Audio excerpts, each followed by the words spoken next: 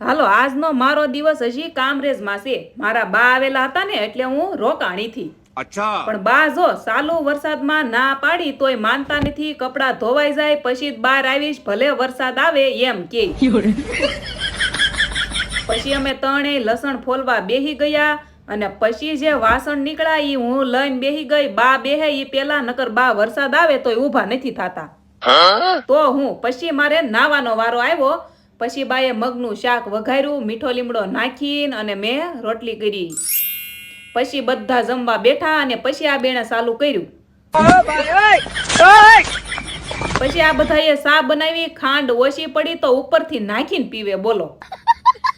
પછી અહીંયાથી અમારે બાને લઈને સીધા હાર્દિકના ઘરે જવાનું હતું.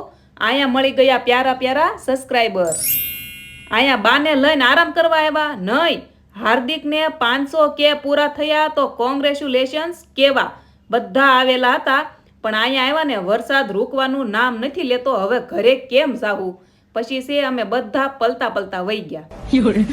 તો હાલો આ કમેન્ટમાં તમે કહેજો તમને કેવી સા ભાવે, ગળી, મોળી, તીખી, ખારી? સોરી. તો મળીએ નેક્સ્ટ વિડીયોમાં. જય દ્વારકાધીશ. Like, share, subscribe.